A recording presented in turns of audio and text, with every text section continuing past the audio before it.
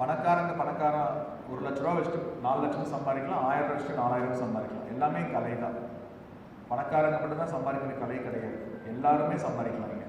So நம்ம அதை பற்றி நம்ம வந்து ஒரு சின்ன ஒரு டிஸ்கஷனாக இருக்கணும். இந்த ஊர் பேர் வந்து ஊரின் நடுவே திண்டை போல் அமைந்திருக்கும் மாமலையின் பெயரால் திண்டுக்கல் என்று பெயர் பெற்ற சரித்திரம் பெற்ற இந்த ஊர் நடுவே இங்கே அமர்ந்து பேசுவதற்கு பெரிய பாக்கியம் அடைந்துள்ளேன். பல பிரச்சனைகள் திண்டுக்கல் ஃபேஸ் பண்ணிட்டு திப்பு சுல்தான் அராஜகம், அட்ராசிட்டி, இந்த மாதிரிலாம் தாண்டி நம்ம கோயில்கள் இடித்து இன்னைக்கு அபிராமியோட ஒரு அருள் வந்து இன்னைக்கு திண்டுக்கல் வந்து ரொம்ப ஸ்ட்ராங்காக இருக்குது. இன்னைக்கு அதுக்கு இங்கே இருக்கிறவங்களோட முன்னோர்கள் ரொம்ப பெரிய காரணம். கண்டிப்பாக வந்து திண்டுக்கல் வந்து ஒரு அழிவின் விளிம்பில் இருந்து இன்னைக்கு இவ்வளோ தூரம் வந்திருக்குது. அது எத்தனை பேருக்கு தெரியும் தெரியல. திப்பு சுல்தான் வந்து கிட்டத்தட்ட நம்ம திண்டுக்கல் வந்து அழிச்சிட்டாங்க. அந்த மதவெறி பிடிச்ச அந்த திப்பு சுல்தான் திண்டுக்கல்ல வந்து அழிச்சிட்டாங்க. திண்டுக்கல் இந்த ஊர் பேரே வந்து முஸ்லீம் பேரை வந்து கொண்டு ட்ரை பண்ணுறாங்க. அன்னைக்கு இருக்கிற நம்ம சனாதன தர்மமும் நம்மளோட முன்னோர்கள் எல்லாமே சேர்ந்து இந்த ஊரை வந்து காப்பாற்றிருக்காங்க. ஸோ அதுக்கும் நம்ம வந்து இந்த இடத்துல நம்ம முன்னோர்களுக்கெல்லாம் வந்து நம்ம ஒரு நன்றி தெரிவிச்சுக்கணும். இந்த இடத்துல வந்து நான் இன்றைக்கி ரொம்பவே பேச போகிறது வந்து ஹையஸ்ட்டாக நம்ம பேசுகிறது வந்து இன்றைக்கி டெக்னாலஜி பற்றி பேச போகிறோம். ஆர்டிஃபிஷியல் இன்டெலிஜென்ஸ் அதுதான் பேச போகிறோம். நம்ம எப்படி வந்து ஆர்டிஃபிஷியல் இன்டெலிஜென்ஸை நம்ம பிஸ்னஸில் வந்து யூஸ் பண்ணணுங்கிறத நம்ம பேச போகிறோம். ஃபஸ்ட்டு நீங்கள் பார்த்தீங்கன்னா பிஸ்னஸ் பார்த்தீங்கன்னா எங்கே இருந்ததுன்னா தெருவில் இருந்தது. தெரு அப்படின்னா கடை. ஒரு டெக்ஸ்டைல்ஸ் வாங்கினோம்னா கடைக்கு போகணும். இன்றைக்கி பிஸ்னஸ் எப்படி மாறிடுச்சு, எல்லாமே ஒன் டச் ஃபோனில் இருக்குது. இன்றைக்கி பிஸ்னஸே பார்த்தீங்கன்னா இந்த ஸ்க்ரீனில் தான் இருக்குது. இன்றைக்கி பிஸ்னஸ் டோட்டல் பிஸ்னஸ் இந்த ஸ்க்ரீனில் தான் இருக்குது. இந்த ஆன்லைன் பிஸ்னஸை நம்ம எப்படி இந்த ஆர்டிஃபிஷியல் இன்டெலிஜென்ஸை நம்ம எப்படி கொண்டு வரணுங்கிறது நம்ம வந்து இப்போ ஜஸ்ட் பார்க்கலாம். ஆஃப்லைன் பிஸ்னஸில் வந்து பார்த்தீங்கன்னா உங்களுக்கு ஏஐ டூலுக்கு எப்படி உங்களுக்கு ஹெல்ப் பண்ணோம் அப்படின்னா, ஒரு கஸ்டமர் வந்து உங்களுக்கு ஒரு 3 மந்த்ஸாக வரவே இல்லை, 6 மந்த்ஸாக வரவே இல்லை அப்படின்னா அந்த உங்களுக்கு ஆட்டோமேட்டிக்காக நோட்டிஃபிகேஷன் வந்துடும். ஃபார் எக்ஸாம்பிள் அக்கா நீங்கள் 6 மாதமாக கடைக்கு வரலைங்கிறது உங்களுக்கு நோட்டிஃபிகேஷன் வந்துடும். கூகுள் பிச்சை எதாவது கேள்விப்பட்டிருப்பீங்க. சிஇஓ அவர் சொல்கிறாரு, உலகத்தில் வந்து எத்தனையோ விஷயங்கள் வந்து இன்றைக்கி வந்து டெவலப் ஆகிருக்கு. அதாவது நியூட்டன் லாஸ் ஆஃப் தியரியிலிருந்து பல விஞ்ஞானிகள், பல மேதாவிகள் என்னென்னமோ கண்டுபிடிச்சிருக்காங்க. இன்றைக்கி போகி, ஞானி, சித்தர்கள் என்னென்னமோ கண்டுபிடிச்சிருக்காங்க. அத்தனையை விட சிறந்த விஷயம் இந்த ஏஐ அப்படிங்கிறாங்க, ஆர்டிஃபிஷியல் இன்டெலிஜென்ஸ் அப்படிங்கிறாங்க. இந்த ஆர்டிஃபிஷியல் இன்டெலிஜென்ஸ் இல்லாமல் நீங்கள் ஃப்யூச்சரில் வந்து பிஸ்னஸே பண்ண முடியாது. நீங்கள் வந்து இந்த பாரம்பரியம் சம்பிரதாயங்களை பார்த்துட்டு இருந்தோம் வச்சுக்கோ, நம்மளுக்கு பின்னாடி போயிடும். நம்ம வந்து வெட்டி தூக்கி போக வேண்டியது தான். அந்த மாதிரி வந்து இன்றைக்கி வந்து டெக்னாலஜி வந்து டெவலப் பண்ணிட்டே இருக்குது. ஆன்லைன் டெக்னாலஜி வந்து ஏஐயோட நீங்கள் சிங்க்ரனைஸ் பண்ணாமல் நீங்கள் பிஸ்னஸே பண்ண முடியாதுங்கிறது தம்புரூல் ஆயிடுச்சு. இன்றைக்கி நம்ம எக்கானமி பார்த்திங்கன்னா $4 trillion எக்கானமி இருக்குது. $4 trillion எக்கானமி நம்ம வந்து உலகத்திலே பார்த்திங்கன்னா 4th பெஸ்ட் எக்கானமி இருக்கும். First US, China, Germany and India. India வந்து $4 trillion எக்கானமி இருக்குது. ஃப்ரான்ஸ் பார்த்திங்கன்னா ஒரு 4.5 trillion. நம்ம அதிகபட்சம் மோடி சொல்லியிருக்கிறார், வித்தின் 3-4 மந்த்ஸில் நம்ம மேலே போயிடுவோம், 3rd பிளேஸ் போயிடுவோம். 2nd பிளேஸில் இருக்கிற சைனா பார்த்திங்கன்னா $16 trillion எக்கானமி அவங்களுக்கு. அமெரிக்கா பார்த்திங்கன்னா $36 trillion எக்கானமி. கிட்டத்தட்ட நம்மளோட 8 மடங்கு ஹையஸ்ட்டாக இருக்கிறாங்க. 150 கோடி பாப்புலேஷன் நம்ம வச்சுட்டு $4 trillion எக்கானமி. அவன் வந்து வெறும் 36 கோடி பாப்புலேஷன் வச்சுட்டு 36 கோடி எக்கானமி வச்சுட்டு இருக்கிறான். நம்ம நாடு $36 trillion எக்கானமியாக மாறணும் அப்படின்னா ஒவ்வொரு பிஸ்னஸ் பர்சனும் நம்ம வந்து நம்ம உயிரை கொடுத்து சம்பாதிக்கணும். நம்ம சம்பாதிக்கிறது நம்மளோட கலை. அது நம்ம இன்றைக்கி அமெரிக்காவில் வாழ்கிற வாழ்க்கையும் சைனாவில் வாழ்கிற வாழ்க்கையும் நம்ம வாழணும் அப்படின்னா 10x சம்பாதிக்கணும். அதுதான் மோடி சொல்லிட்டு இருக்கிறாரு, every entrepreneur should earn into 10x அப்படின்பாரு.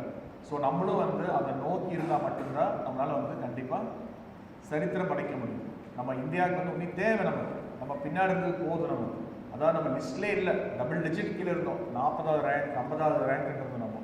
அதே மாதிரி நம்ம நாடு வந்து ரொம்ப புண்ணியமான நாடு. நமக்கு ஆர்கானிக் கண்ட்ரின்னு சொல்லலாம். நம்ம பிஸ்னஸ் பண்ணுறது ஆர்கானிக் கண்ட்ரி.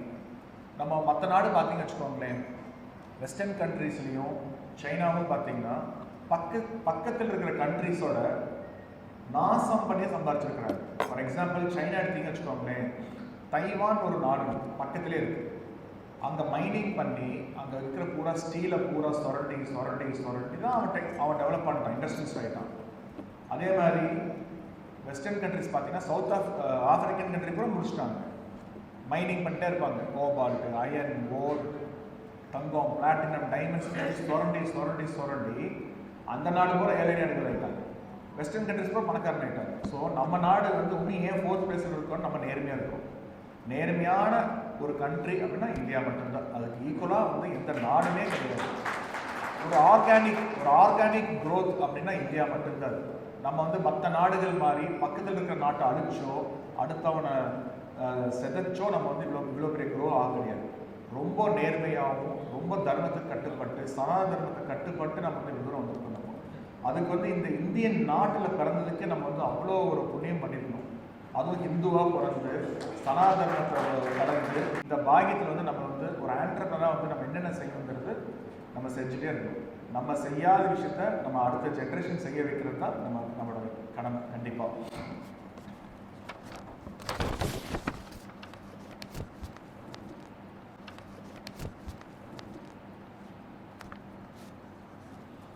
ஃபார் எக்ஸாம்பிள் இன்னொரு எக்ஸாம்பிள் சொல்கிறேன். மளிகை கடை எக்ஸாம்பிள் சொல்கிறேன். இந்த தீபாவளிக்கு வந்து நீங்கள் வந்து ஒரு 100 டன் சர்க்கரை தேவைப்படுது அப்படின்னு சொல்லிட்டு நீங்கள் லோட் பண்ணிடுறீங்க. கடை பூரா லோட் பண்ணிடுறீங்க. இந்த தீபாவளி சேல்ஸ் 100 டன் சேல்ஸ். ஆனால் அந்த 100 டன்மே சேல்ஸ் ஆயிடுச்சு. அடுத்த வருஷம் என்ன பண்ணிடுங்க? ஜென்ரலாக 120 டன்ஸ் போடுவோம், இல்லை 130 டன்ஸ் போடுவோம். அதுதான் தப்பு. ஆக்சுவலி 100 டன் சர்க்கரை வந்து இந்த வருஷத்தோட ட்ரெண்டு, புரிஞ்சுதுங்களா? அடுத்த வருஷம் ட்ரெண்ட் நமக்கு தெரியாது. ஆனால் ஆர்டிஃபிஷியல் இன்டெலிஜென்ஸ் டூல் நீங்கள் யூஸ் பண்ண பழகிட்டீங்கன்னா உங்கள் ஊரை சுற்றி மக்கள் வந்து என்ன தேடுறாங்க, பால் தேடுறாங்களா, ஸ்வீட்ஸ் தேடுறாங்களா, காரம் தேடுறாங்களா, என்ன தேடுறாங்கன்னு தெரிஞ்சுக்கணும். ஸோ அதை நீங்கள் ஸ்டாக் வச்சுக்கலாம். நீங்கள் தேவையில்லாமல் இந்த வருஷம் தீபாவளிக்கு 100 டன் சர்க்கரை சேல்ஸ் ஆகிடுச்சுன்னு சொல்லிட்டு திருப்பி 150 டன் சர்க்கரையை வச்சுட்டீங்கன்னு வச்சுக்கோங்களேன். சப்போஸ் சேல்ஸ் ஆகாட்டி இன்வென்ட்ரி லாஸ் ஆகும், வேஸ்ட். நீங்கள் வியாபாரம் ஆகலேன்னு நினச்சிட்டு இருப்பீங்க. ஆனால் வியாபாரம் நடக்குது, என்ன தேவைங்கிறது தெரியாமல் நீங்கள் ஸ்டாக் வச்சுட்டு இருக்கீங்க. அது எல்லாமே வந்து உங்களுக்கு ஆர்டிஃபிஷியல் இன்டெலிஜென்ஸ் டூலில் வந்து தெரிஞ்சுக்கணும். ஸோ இந்த மாதிரிலாம் ஒரு சின்ன எக்ஸாம்பிள்ஸ் நான் சொல்கிறேன். இன்றைக்கி ஆப்பிள் ஃபோன் நமக்கு என்னன்னே தெரியாது. 16+, 17+, 18+ வாங்கிட்டே இருக்கோம். எதனால் வாங்கிட்டு இருக்கோம் ஆப்பிள் சொல்லுங்கள்? அந்த காலத்தில் பார்த்தீங்கன்னா ஒரு ஃபோன் பேசணும் அப்படின்னா ஃபஸ்ட்டு அமுத்தணும், அப்புறம் உள்ளே போகணும், அப்புறம் டயல் பண்ணணும். 5 ஸ்டெப் இருக்கும், 6 ஸ்டெப் இருக்கும், 7 ஸ்டெப் இருக்கும். இன்றைக்கி ஒரே ஸ்டெப் ஆப்பிளில் கால் ரவீனா முடிஞ்சு போச்சு, அவ்வளோதான். ஸோ எந்த அளவுக்கு சிம்பிளிஃபை பண்ணுறாங்க டெக்னாலஜியை, அந்த அளவுக்கு டெக்னாலஜி சிம்பிளிஃபை பண்ணுறாங்க தான் இன்றைக்கி வந்து ஆப்பிள் வந்து நம்பர் 1 வேர்ல்டு நம்பர் 1 இருக்குது. எங்கேயுமே வந்து டெக்னாலஜி யூஸ் பண்ணாமல் இருந்தோம்னா இன்றைக்கி நம்ம வந்து ஸ்லீப்பர் செல்ஸ் ஆகிடும். அது டவுட்டே கிடையாது. ஃபார் எக்ஸாம்பிள் இன்றைக்கி வந்து திண்டுக்கல் வந்து ஒரு கிட்டத்தட்ட பார்த்தீங்கன்னா இந்தியாவில் இங்கேருந்து திண்டுக்கல் தெரியும், அதுக்கு ஒரு 2-3 பேர் காரணம். இன்றைக்கி வந்து பாரதி டெக்ஸ்டைல்ஸ்னால் தெரியாத ஆளும் கிடையாது. இன்றைக்கி திண்டுக்கல் ரவீனா கடைனா தெரியாத ஆளே கிடையாது. எதுக்கு? அவங்க பண்ண அந்த மார்க்கெட்டிங் ஸ்கில்ஸ் தான் வந்து இன்றைக்கி ஒரு பாம்பேல, மகாராஷ்டிராவில், மூலையில் இருந்த ஒரு கூட் கிராமத்தில் கூட தெரியும், திண்டுக்கல்லாம் தெரியும். எதுனாலும் அவங்க பிஸ்னஸ் பண்ணுறதுனால. அந்த மாதிரி ஒவ்வொருத்தருமே வந்து நம்மளால் வந்து பிஸ்னஸ் கொண்டுட்டு 100% கொண்டு வர முடியும். திண்டுக்கல் கூட்டு டெக்னாலஜி பார்த்தீங்கன்னா நீங்கள் கண்டுபிடிச்சிருக்கீங்க திண்டுக்கல் பீப்புள்.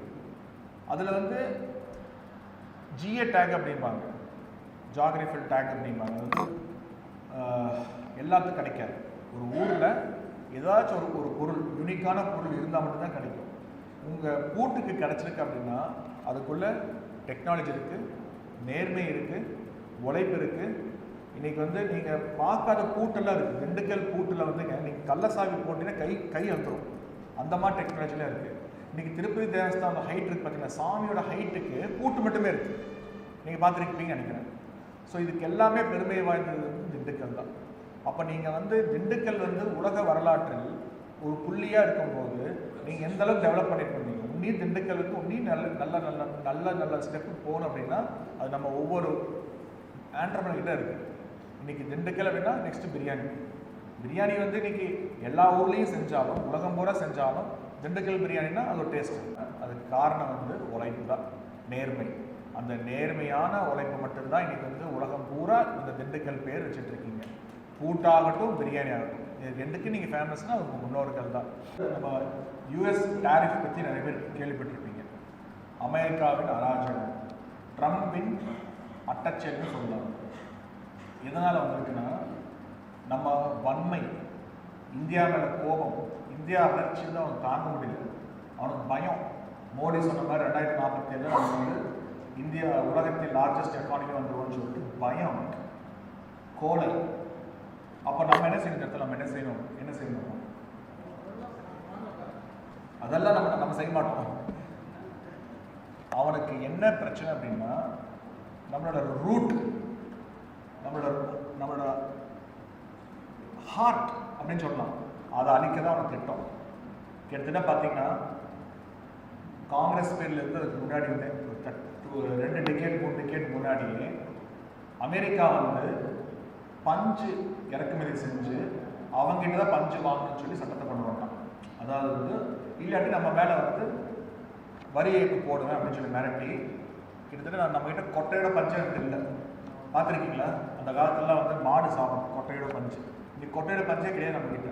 அது மல்லடாயிட்டு நம்ம பஞ்சு மல்லடை. ஒரு காலத்தில் பார்த்தீங்கன்னா மும்பை வந்து லார்ஜஸ்ட் மேன்செஸ்டர் ஆஃப் காட்டன் அப்படின்னு சொல்லுவோம் வேர்ல்டில். கோயம்புத்தூர் வந்து இந்தியா சவுத் இந்தியன் மேன்செஸ்டர் அப்படின்னு சொல்லி பண்ணிட்டு நம்ம கிட்ட பஞ்சே கிடையாது. பஞ்சு இருக்குது, கொட்டை கிடையாது, சீட்ஸ் இல்லை நம்ம கிட்ட. அது காரணம் யாரு? அமெரிக்கா. அதே அமெரிக்கா என்ன சொல்கிறான், என்கிட்ட நீ சோளம் வாங்கணும், சோயா வாங்கணும், கடுகு வாங்கணும். அப்போ நம்ம விவசாயிகள் என்ன ஆவாங்க? கிட்டத்தட்ட 4 லட்சம் கோடி வர்த்தகம் வந்து என்கிட்ட பிஸ்னஸ் பண்ணுங்கிறான். இந்த எக்ஸஸ் ஃபண்டை வந்து என்கிட்ட இதான் வாங்கிக்கோ அப்படிங்கிறான். அதில் வந்து டயபெட்டிக் வரதுக்கு சான்ஸ் இருக்குது, கேன்சர் வரதுக்கு சான்சஸ் இருக்குது. WHO வேர்ல்டு ஹெல்த் ஆர்கனைசேஷன் எங்கேயுமே ப்ரூவ் பண்ண கிடையாது இந்த கடுகு நல்ல கடுகோ, இந்த சோளம் நல்ல சோளமோ, இந்த சோயா நல்ல சோளம் எங்கேயுமே ப்ரூவ் பண்ண கிடையாது. அது நம்மளை வாங்க சொல்கிறோம். எப்படி வாங்குவோம்? உடனே என்ன சொல்கிறான், நான் 50% உங்களுக்கு போடுறேன் அப்படிங்கிற அமெரிக்கா. கண்டிப்பாக கஷ்டம்தான். ஆனால் இந்த இந்த இந்த நிமிஷம் வந்து நமக்கு டைரெக்டாக நமக்கு பிஸ்னஸ் பாதிக்கப்படாட்டிக்கிறா, இன்டைரக்டாக ஒரு 3-4 மாதம் ஸ்ட்ரகிள் ஆகும். நமக்கு இந்த 3-4 மாதம் நம்ம வந்து மேனேஜ் பண்ணணும். இது வந்து எதிர்கட்சியோட பிரச்சனையோ ஆளுங்கட்சி பிரச்சனையோ கிடையாது. இது உலகத்தில் இருக்கிற குளோபல் இஷ்யூ. இன்னைக்கு பார்த்தீங்கன்னா நம்ம வந்து அவன் என்ன சொல்கிற, ரஷ்யாவிலேருந்து நீ ஆயில் வாங்குறது ஸ்டாப் பண்ண அப்படிங்கிற. நம்ம வாங்குறது $3,500 பில்லியன் வாங்கிட்டு இருக்கோம் நம்ம அவங்ககிட்ட ஆயில். ஆனால் நம்மளை விட சைனா ஜாஸ்தியாக வாங்குறான், அதை விட அமெரிக்கா ஜாஸ்தியாக வாங்குறான். ஆனால் அமெரிக்காவுக்கு என்ன பிரச்சனைனா, ஏதோ ஒரு சொறி விடணும், நம்மளை வந்து தப்பானவன் சொல்லி காட்டணும். ரஷ்யாவோட தீவிரவாத செயல், அதான் ரஷ்யா உக்ரைனோட பிரச்சனைக்கு நம்ம தான் வந்து ரஷ்யாவுக்கு வந்து பணத்தை கொடுத்து இந்த இவ்வளோ பெரிய உயிரிழப்புக்கு நம்ம தான் காரணம்னு சொல்லிட்டு நம்ம சொல்கிறோம். இதெல்லாம் ஒரு கோலத்தனம். ஆனால் நம்மளை விட 4 மடங்கு பிஸ்னஸ் வந்து கொடுக்குறது அமெரிக்கா. இன்றைக்கி வந்து இந்த பொருளாதார தடை நமக்கு முன்னாடி விதிச்சனால நம்மளோட வேலை வாய்ப்பாகும், மேனுஃபேக்சரிங் கெப்பாசிட்டி, நிறையா விஷயங்கள் நமக்கு வந்து பாதிப்பு கண்டிப்பாக ஆகும். இன்றைக்கி டெக்ஸ்டைல்ஸ் எல்லாம் வந்து பார்த்திங்கன்னா இன்றைக்கி US டிபெண்டன்சி இருக்கிறவங்க மட்டும் பார்த்தீங்கன்னா ஃபேக்ட்ரியை ரன் பண்ண முடியாது. திருப்பூர்லாம் பார்த்தீங்கன்னா ஆர்டர்ஸ் எல்லாம் பார்த்தீங்கன்னா ஒரு வெஸ்டர்ன் கண்ட்ரிஸ், UK ஆர்டரோ ஆஸ்திரேலியா ஆர்டரோ இருக்கிறது தப்பிச்சிடுவாங்க. US ஆர்டர் பேஸ் பண்ணி இருக்கிறவங்க கூட மாட்டிடுவாங்க. அதே மாதிரி நம்மளால் வந்து துபாய்க்கோ பங்களாதேஷ்க்கோ அனுப்பிச்சு விற்க முடியாது. ஏன்னா ஆரிஜின் பார்த்தீங்கன்னா மேட் இன் இந்தியான்னு இருக்கும். நம்ம பொருள் கூட மேட் இன் இந்தியான்னு இருக்கும். நம்ம பொருள் எப்படி எடுத்து வேறு நாட்டுக்கு போய் அனுப்ப விற்க முடியாது. ஸோ இந்த டைமில் பார்த்தீங்கன்னா இந்த பொருளாதார தடை நம்ம மேலே வந்திருக்கிறது. இந்த டைம் நம்ம எல்லாருமே சேர்ந்து அரசாங்கத்துக்கு நம்ம ரொம்ப உறுதுணையாக இருக்கணும். அடுத்த 3 மாதம் நம்ம ரொம்ப ஸ்ட்ராங்காக இருக்கணும். இன்னும் வந்து டாலர்ஸ் சரிக்கும், ரேட்ஸ் வந்து இன்னும் ரொம்ப வீக்கமாகும். இன்றைக்கி வந்து 88 ரூபா இருக்குது டாலர் வந்து. அமெரிக்காவில் $1 நிகர் 88.30 பைசா இருக்குது. கண்டிப்பாக வந்து அது 90 பைசா போகுது. இந்த இந்த இந்த கஷ்டத்தை நம்ம க்ராஸ் பண்ணணும். நம்ம வந்து நாட்டோட ஸ்ட்ராங்காக இருக்கணும். அடுத்த வரக்கூடிய இதில் வந்து அந்த மாதிரி இருந்தால் மட்டும்தான் நம்ம கண்டிப்பாக ஜெயிப்போம். அதே மாதிரி கூட்டு பிஸ்னஸ் முயற்சி பண்ணுங்க. அப்போது ஜென்ரலாக பார்த்தீங்கன்னா நம்ம எல்லாமே இண்டிபெண்ட்டாக இருக்கும். ஃபார் எக்ஸாம்பிள் திண்டுக்கல்ல பார்த்தீங்கன்னா நிறைய பேர் வந்து இண்டிபெண்ட்டாக இருப்பாங்க. பார்ட்னர்ஷிப் பிஸ்னஸ் மேலே அவ்வளோ நம்பிக்கை வராது. ஏன்னா ப்ராக்டிஸ் இல்லை. இதே நீங்கள் கோயம்புத்தூர் எடுத்தீங்கன்னு வச்சுக்கோங்க, நாங்கள் கூட்டு பிஸ்னஸ் நிறையா பண்ணுவோம். கூட்டு பிஸ்னஸ் மட்டும்தான் நீங்கள் வந்து R&D பண்ண முடியும், ஒரு எக்ஸ்பேன்ஷன் போட முடியும், நம்மளால் எலிவேட் ஆக முடியும். ஏதாச்சும் ஒரு பிஸ்னஸ் பெருசாக பண்ணோம் அப்படின்னா ஃபண்ட் ஃப்ளோ வரும், கேஷ் ஃப்ளோ வரும். இதெல்லாம் நம்மளால் பண்ண முடியாது.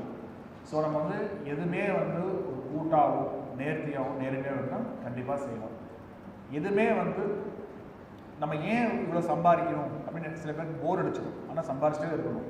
கண்டிப்பாக போர் அடிக்கவே கூடாது. அது வந்து ஒரு க்ளோரி. சம்பாதிக்கிறது வந்து ஒரு க்ளோரி. அந்த க்ளோரி வந்து விடவே கூடாது. ஸோ நம்ம வந்து இந்த இடத்துல வந்து நான் வந்து பிஸ்னஸ் பற்றி நிறையா பேசிட்டோம். நம்ம வரக்கூடிய ஜென்ரேஷன்ஸ் வந்து ரொம்ப பலமாக பிஸ்னஸ் பண்ணி நம்ம ஆரோக்கியமாக இருந்து இந்த நாட்டோட வளர்ச்சிக்கும் நாட்டோட பொருளாதாரத்துக்கும் ஃப்யூச்சரில் வந்து ரொம்ப பெருசாக இருக்குங்கிறது வந்து நம்மளோட ஆசைகள். இந்த ஆசைகள் நிறைவேற்றுறதுக்கு வேண்டி பிஸ்னஸ் பிஸ்னஸ் பிஸ்னஸ் டயர்டே ஆகாதீங்க, எப்போவுமே டயர்ட் ஆகாதீங்க. நீங்கள் வந்து இந்த உழைப்புக்கு 100 ரூபாய்க்கு உழைச்சிட்டு நம்ம வந்து 50 ரூபா கிடைச்சா சந்தோஷப்படுங்க. 200 ரூபாய்க்கு உழைச்சிட்டு 100 ரூபா தான் கிடைக்கும், அதுக்கும் சந்தோஷப்படுங்க. ஆனால் நம்ம வந்து லாங் டேர்மில் பார்த்தீங்கன்னா கண்டிப்பாக நம்ம உழைப்புக்கு வந்து ஒரு லெகசி கண்டிப்பாக கிடைக்கும்.